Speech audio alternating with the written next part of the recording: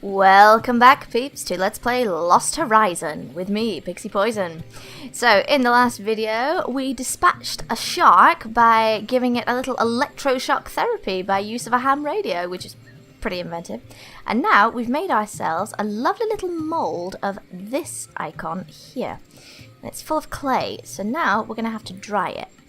Which means we're going to have to go back to the village, because there's a lovely fire pit just there. So there we are. Let's get that going. Let's hope it's hot enough to fire the clay. It should be. No reason why not. 45 minutes later. Quite a while then. That should do it. The cardboard's burned away, and the clay looks pretty solid.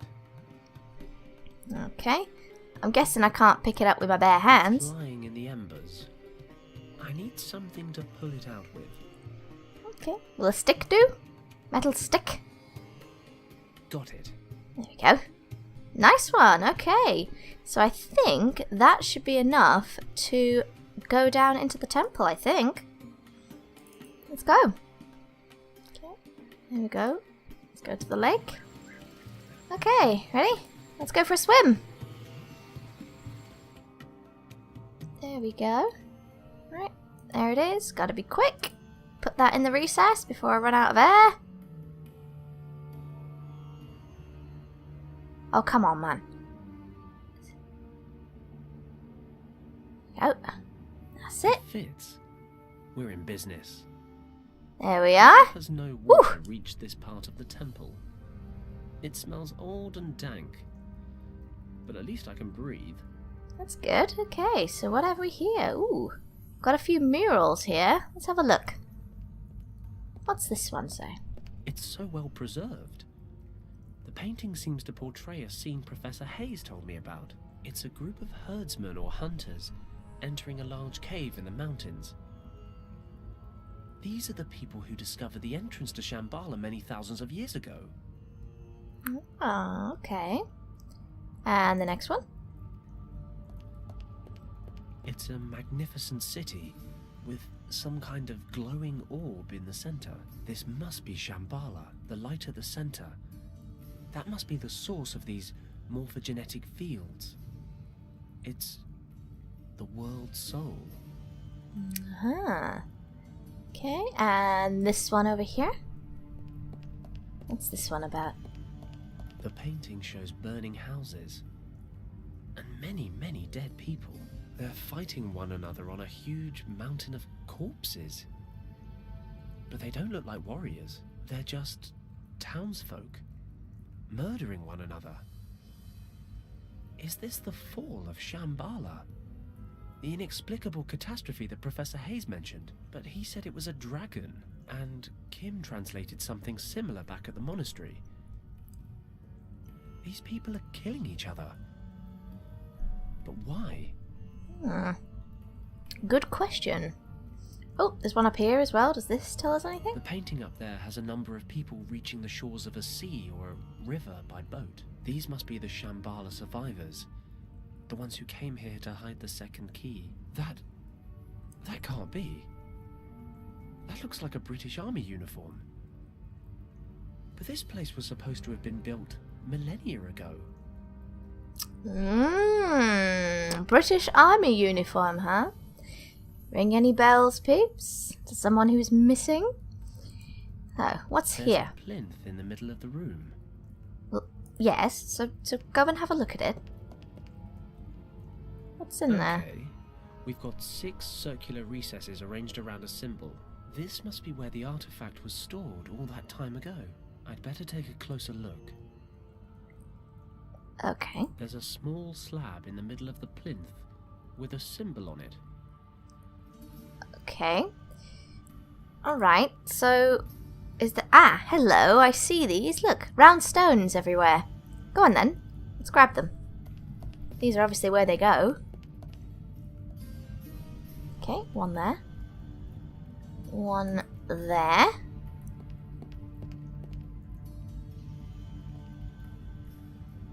Okay, and one over there. That's it. Okay. Okay, that's 3 that we've got there. We need 6, don't we? Okay, is there anything in these symbols? The same characters as the monastery in Tibet. This is definitely the right place.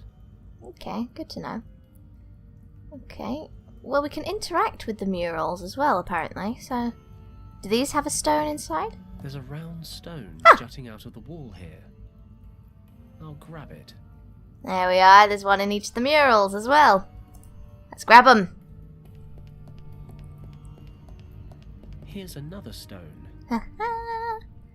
There we go, and one more, I bet. Somewhere? I can't see it, but it's probably there. There's a loose stone protruding slightly from this painting. Okay, alright. So I think we've got enough to go in the stone plinth there. So let's stick them in. I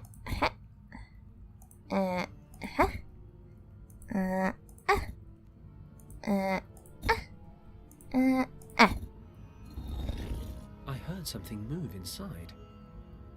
Is it unlocked? Oh! I can't move it. Is it? Oh, no. Maybe not. Okay. Alright then. Let's have a look. Okay. Aha. The stones can be pushed down into the platform. Okay. Oh. Oh, okay. You gotta get them all. Ah, I see what we've got to do. Okay, I get you. Oh, God, that was quick. That was a total random, peeps. I never expected that to happen. Obviously, the idea was to get all the stones pressed down. That was a complete random. Oh, my God. Well, I'll take that. The second key. I've travelled 3 continents just to find this thing. I should be happy.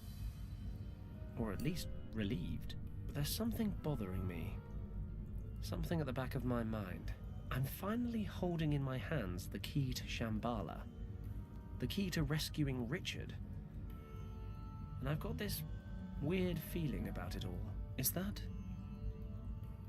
my conscience? Damn. I thought I lost the thing years ago. Maybe all this wasn't such a good idea. How many people have already died for this thing? And how many more will die if I open the gate to Shambhala? Beyond all the myths and the legends, there has to be something real at the end of it all.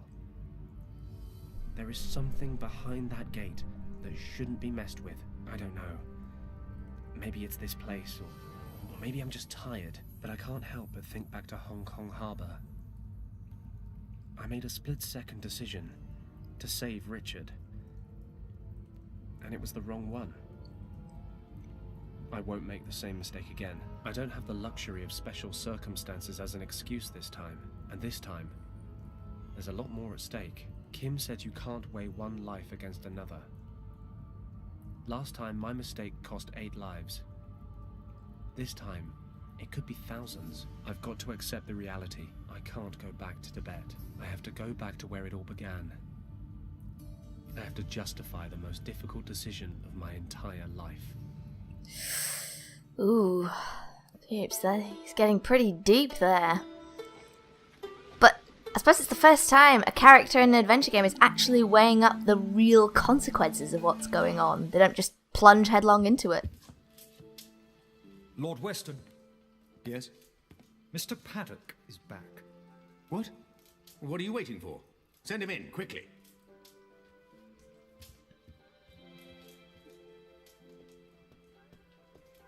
Fenton, you have no idea how relieved I am to see you. Lord Weston, Do you have any news of my son? Is he alive? I'm afraid it's not that simple, Governor. Is Richard dead? Is that what you're trying to tell me? No, he's still alive, I think. Oh, thank God. Do you need more money? How can I help you? Just say the word, I'll do everything within my power. Sir, I know where your son is. I even have the key to the gate that leads to his location. The problem is, I can't be answerable for opening that gate. And what is that supposed to mean? Richard is in a place in the Himalayas called Shambhala. For some reason, he fled there when his unit was attacked by Nazi troops. maybe it was the only way he could prevent the Nazis from entering Shambhala. The point is, that place holds a secret so vital, it cannot be permitted to fall into the wrong hands at any cost. This is what I've come to realize. The second key could undo everything Richard has worked for.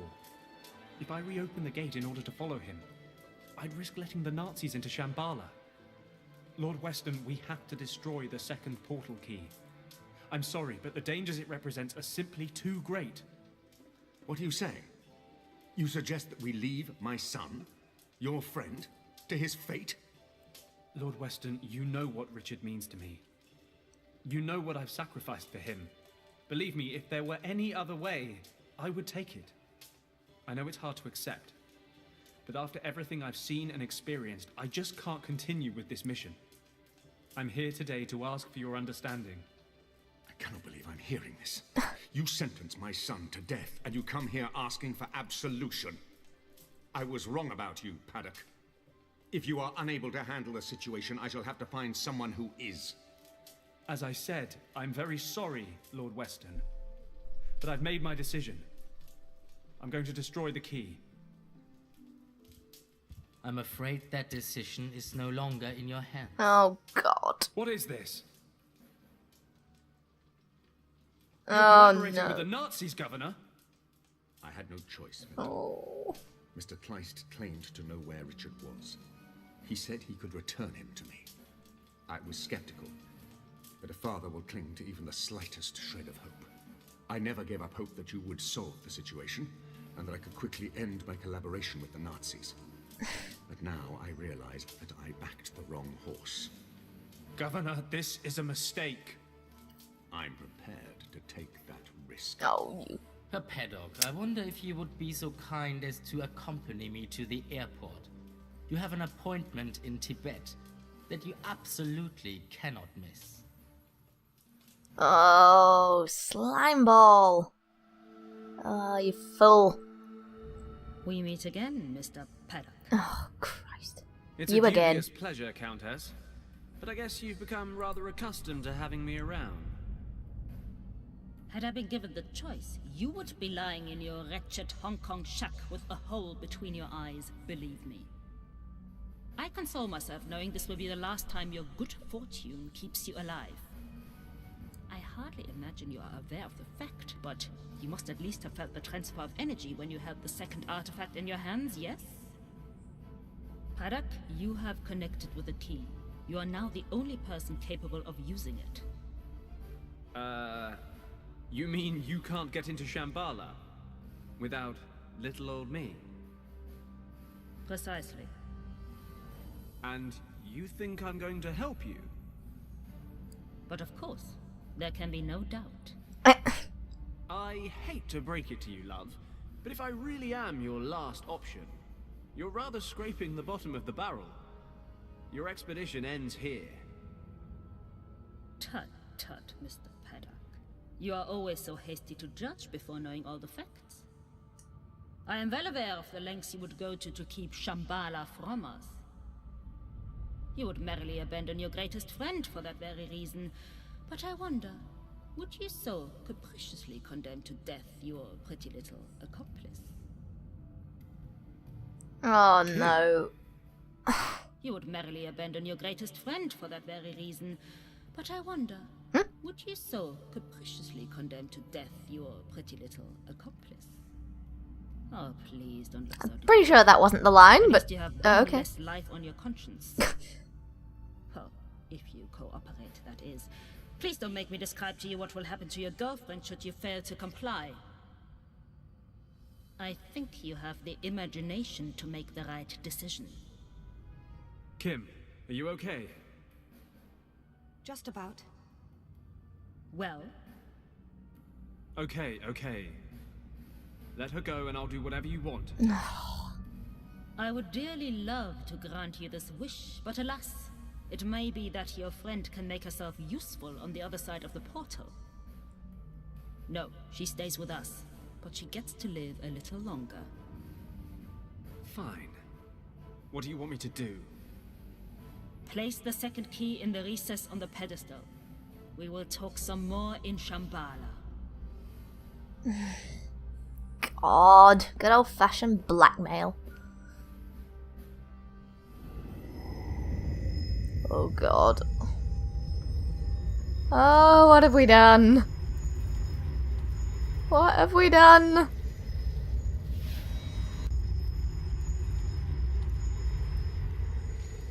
Oh God, going through a trippy portal. Fenton! Fenton, wake up! What? Fenton! What? Oh. Hey, Richard? Richard.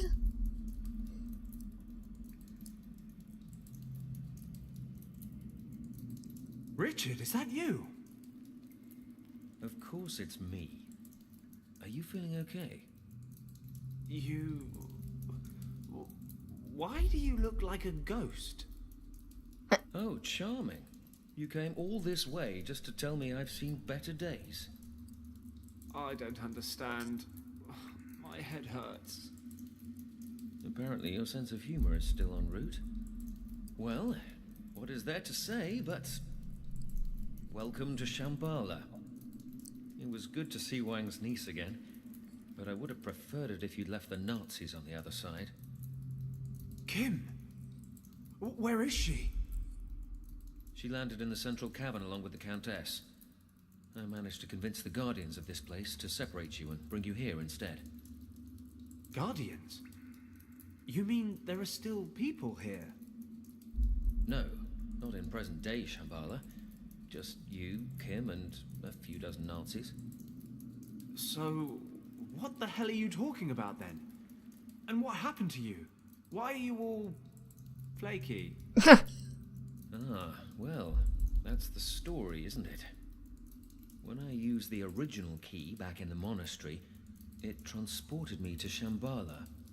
But the Shambhala of the past.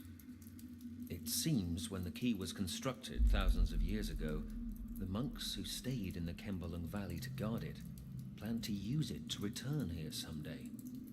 I don't begin to understand how any of this works, but believe me when I say that this place holds extraordinary power. So I've read. Something about morphogenetic fields. Providing it a name implies an explanation for something inexplicable, but yes, if you like, morphogenetic fields. The High Priests described Shambhala as the heart of the world, but in truth, it's more like the soul. If you want to see it in a scientific light, I suppose you could say that the energy of this place is what constitutes the life force of every living creature throughout time. Just as every single person has a soul that makes him the person that he is, every species has a soul that makes the species what it is. Whoa. And the sum of all that resides here. The world soul. Would you be shocked if I said this was all a little over my head? I've been here for days and I still don't understand it. I don't believe we'll ever understand this place completely. Just take it as fact. There is an energy here, an imperceptible energy that bonds us all. How imperceptible exactly? Well, we are all linked to one another subconsciously. But it's true that certain people are able to detect the fields with more precision than others. We call them mediums or oracles. But the energy fields explain a lot more than that. Think about natural instincts, or phenomena such as mass panic. They're all a result of the ebb and flow of those subconscious links. Well, it all sounds very grand, but what does it actually mean on a practical level? Are we in danger? Fenton, imagine the heart of Shambhala as a gigantic archive, a pool of everything people have ever researched, discovered, or developed. So, that's a yes then. It is. The entire world converges right here. And the Countess knows that. But it's not just that. The center transcends time and space. Of course it does. He who controls it controls the sum of all human knowledge, past, present, and future. They could conquer the world. Shit. No, that's not the threat. Oh. The power Okay. of this place is too much for any person to control. Mankind doesn't have the maturity to handle this gift. Even the priests of primeval times failed. So, this field of energy ended up making the residents of Shambhala kill each other in a civil war. Correct. How? Imagine understanding everything, instantly. The spirit of a person would be subjected to extraordinary strain. They simply couldn't cope. Besides, there are darker forces at work. This archive is not limited to discoveries and inventions. It represents the entirety of the human condition. Jealousy, envy, hate, these define the human species just as much as learning or understanding, and have a corresponding influence here in Shambhala. Ugh, God. But, as I said before, it is not something we can easily understand. You said that right. Okay, fine. So we just wait for the Countess to open the center. I'll dash in, grab Kim, then we sit back and watch while they all kill each other. You're absolutely right. But In my time, Fenton, the surviving priests are preparing to leave Shambhala for good. In order to protect the heart from misuse, they are performing a ceremony that will set up a force field around it. This field will allow only the bearer of a certain amulet to pass through. After the ceremony, the amulet will be divided into 3 pieces and hidden in the temples of 3 priest castes who once ruled here. hey, even better. The Nazis won't get past square one. No, they've begun to plant explosives. The field is maintained in your time by a series of plinths. It would take a great deal of power, but they may be able to destroy them. We have to stop them, Fenton. Of course we do. They may not be able to wield the power of Shambhala, but if the energy of this place is disrupted in any way, it could have catastrophic effects for every living creature on the planet. We must act quickly. We? I thought you were stuck in the past. You're right, but you won't find the 3 amulet pieces without my help. If I understand it correctly, our times are now synchronized. We can communicate, but we cannot cross the boundary. In my time, the priests are only just now performing the ceremony to invoke the force field. So the amulet has not yet been hidden, and I have no way to know where it will be placed. But that doesn't mean to say I can't help you look for it. And what am I supposed to do with the thing when I find it? You will have to use the power of the source to drive off the Nazis.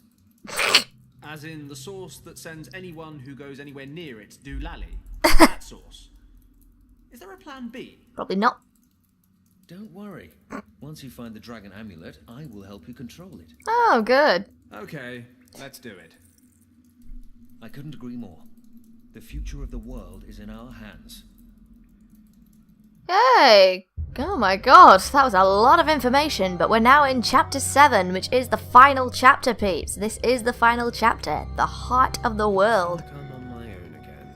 Ooh! I'm not sure I've got a handle on all this. 10,000 years ago, the residents of Shambhala all kill each other, save for a few priests who escape the civil war.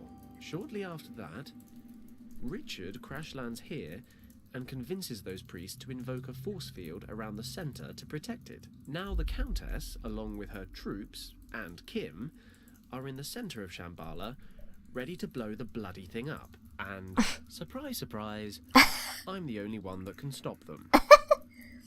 I need 3 pieces of some amulet to harness the power of the source and somehow make everything okay again. That's Richard's plan, in any case. I'll probably just wander around breaking things until something interesting happens.